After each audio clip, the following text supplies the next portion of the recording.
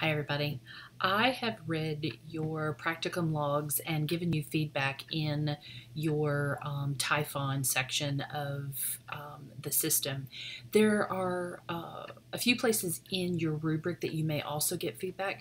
So when you go in to look at the feedback that's been provided, just make sure you look in Blackboard first and then to go into Typhon. It's my expectation and hope that at this point you feel like you've got a pretty good handle on how to approach your practicum logs and how to really integrate what's happening in the practicum setting and demonstrate how that work is connected to the success and completion of your goals and objectives, and how all of that ties in with the NLN nurse educator competencies. You guys did a great job. Interestingly, when I was reading your practicum logs, a common theme came up with many of you. So much so that I thought it would be interesting just to bring to your attention. Many of you talked about the importance of a relationship with your learner or your student or the nurses that you are working with. And I think that is such a key component of developing a productive nurse educator role with the clients that you serve. Whether you're in an academic setting and your clients are students, or if you're at the bedside and your clients are your nurses on the floor, wherever you are, it is so important that you remember that the first step in getting a student to learn from you is that they have to engage with you. You have to develop a rapport. And one of the things that supports that rapport development is the effort to get to know that person, to create a meaningful connection with your learners. It's a little bit easier if you're in a huddle or a small group of nurses and you've only got 3 or 4. It's even more easy if you already know them. But sometimes, especially in this first few weeks of an academic year or in annual in-services where you're meeting people that you don't really know, sometimes this can be really, really daunting because you don't know everyone and you don't have prior relationships. So you've got to find tactics to develop rapports and relationships pretty quickly. And one of the ways I have found to do that is being authentic, being who you are immediately. If you are teaching something that you're super exuberant about, let them know, hey, I could teach this all day. Be meaningful in your engagement in those first few moments. Know that your audience, whether you're teaching in the classroom or whether you're teaching, again, in a hospital setting, your audience is going to figure out in the first few minutes of listening to you whether you are a capable educator. So you have to really put that relationship at the forefront of your content and not try to dive right into content without developing a connection with your audience. I thought it was really great that so many of you brought that up in your practicum logs. Everything, no real feedback. Time logs were great. There was no, major red flags that we need to talk about from a formatting or APA standpoint. So let's shift gears and talk about your portfolios. Portfolios were great. It's one of my favorite assignments to grade because I really do get a sense of who you are as an individual. How many of you are really creative and how many of you are kind of linear in your approach to things. So I appreciate your efforts in really using the portfolio platform to its extent that is serving you well. A few of you talked about in your professional goals that you wanted to work towards getting your advanced degree. So maybe you'll finish your master's degree, and a few of you have explored the topic of perhaps wanting to get your doctoral degree.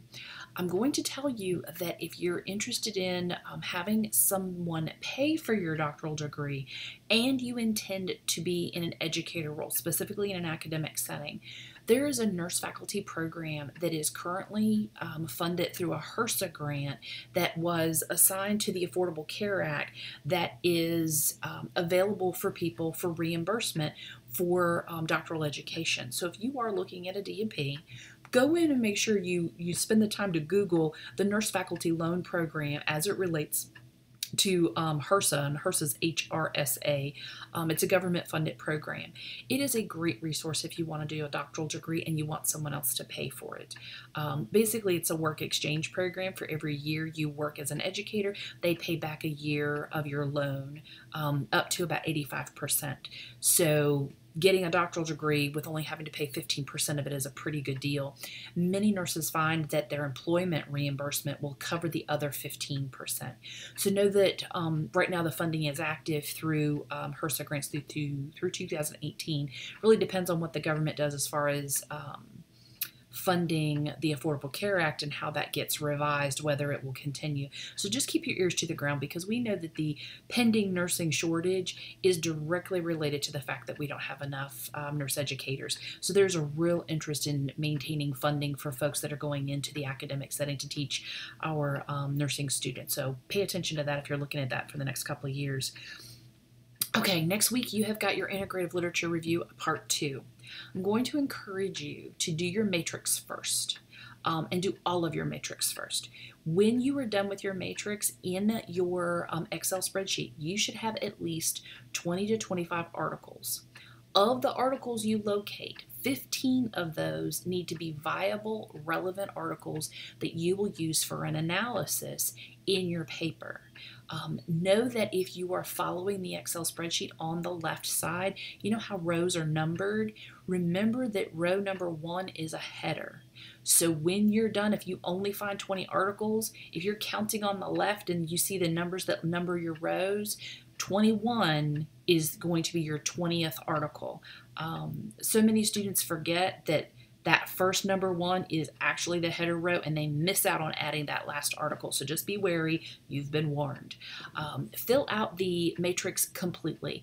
This is where if you are making mistakes and you have things in your matrix that shouldn't be, that will be problematic when you go in to do your analysis for your paper. So make sure that you're attentive to the matrix. If you have questions about the matrix or the process of that, please use the Ask the Professor link on the discussion board. It is not uncommon for students to have questions about that. So post those questions there so we can help other people if they share questions about the matrix. When you're done with your matrix, you ideally are going to embed it into your Integrative Literature Review paper. If that makes your head hurt, makes you cry, or makes you seek ice cream, don't fret. Just put it on as a second document. Just be sure that when you load your primary Integrative Literature Review, that Word document, that you tag on that second file of the Excel spreadsheet before you submit it. Preferably they go together in one file. The world does not come to an end, and you're not going to lose points if you can't make that work. If you want to give it a whirl, give it a whirl. Just don't stress about it. Just put it in there somewhere so I can find it. Let's see, I'm checking my notes. Okay, when you're looking at your articles, I want to remind you, and I said this I think 2 weeks ago, articles that go into your matrix need to follow the blueprint you put in your Integrative Literature Review Part 1.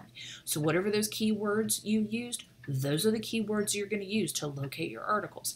If you do that process and you find that you needed to add a keyword, add the keyword to Part 1 as well. It's not uncommon to have to revise Part 1, the part of your Integrative Literature Review that said, I'm going to do this and this and this. You may have to tweak that based on your success in your Integrative Literature Review, okay? Just know that those two need to always align. Part 1 is your blueprint. Follow your blueprint, and if you have to change it for whatever reason, go back and revise Part 1 as well. It's not uncommon, and it's expected in a research process. Okay, so when you're looking for your quality peer-reviewed journals, want to remind you that in the article selection, you're going to dismiss gray literature, dissertations, opinions, editorials, commentaries. If someone didn't research something, it's not an article that's appropriate for you to use. Don't use it. It shouldn't be on your matrix. The other thing you want to exclude are systematic literature reviews. I know that they are a gold standard, and we love to use them if we're doing individual research that's not an ILR. Because you're doing an ILR, you're not going to take somebody else's systematic literature review and put it in your matrix. Your matrix is for primary source documents, the original authors of research. So, if you use a systematic literature review, embedded in the systematic literature review are dozens and dozens and dozens of articles. That makes it not a primary source, and it also gives you a roll-up of those authors' opinions about what they found in the literature, and that's exactly what you're doing, so you don't want to have your judgment or your perception clouded. I want to remind you that this only applies to an integrative literature review. If you are researching, you're doing active research, and you're comparing students' response to the flipped classroom, and you are looking for support to write the first part of your article, there's nothing wrong with using a systematic literature review. It is a gold standard, but that's if you're doing primary research. What you're doing right now is an integrative literature review, and you want primary source documents only. Make sure that you're clear about that, because that could cause you some issues when you do your matrix. Okay, so part one we've got you covered with the matrix. Part two is your actual paper. You're going to clean up part one, where whatever feedback was given and whatever changes you need to make based on your success with your matrix. Then you're going to start part two, and part two is a summary of what you found in your matrix. So you should have a section about the articles that you kept and included and articles that you excluded. This should be a grouped summary of what you found, not an article by article by article summary. Okay, you've already done that in your matrix. You've already given me details about individual ones. I want you to group them and put common themes together for things that you found that are similar. Group them and put them in the same section.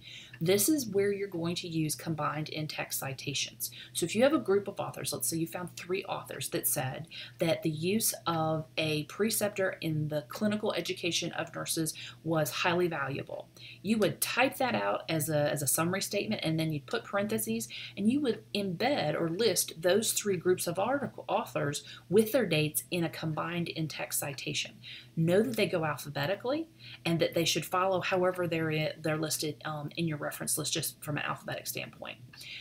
That grouping is important because that's a synthesis of information. That's graduate level thinking and writing, and I'm expecting to see that. So you're going to group them in similar themes, the ones you kept, the ones you excluded. Part 3 is going to be your analysis of all that stuff. You're going to go back in and say, this is why what I found was relevant. This is why what I found wasn't relevant. You're going to list the validity of things. This is not an analysis. This is just a grouping of, and this is what I found. Okay?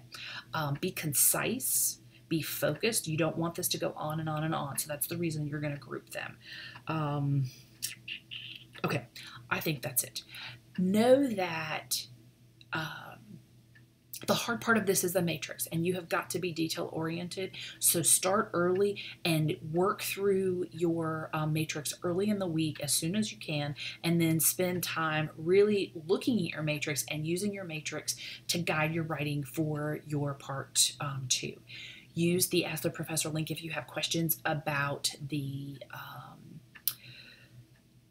process, because it's pretty common. If it's personal or specific to you, please email me. Know that I'm here to answer any private emails, but the majority of questions you're going to have are going to be common questions. So check the Ask the Professor link first, and then post new questions there. Know that I'm here. I know that the heat of summer is out. So many if you're a mom of a 2-legged person, many of you are experiencing the woes of they're not in school anymore. So your basket probably got even more full. Hang in there. You've only got a couple more weeks. We're already past the halfway point. So there's light at the end of the tunnel. And for most of you, the light at the end of the tunnel means that your graduation that you've already walked for is official, which is really exciting. Touch base and let me know how I can help you. Know that I'm here. Take care, y'all.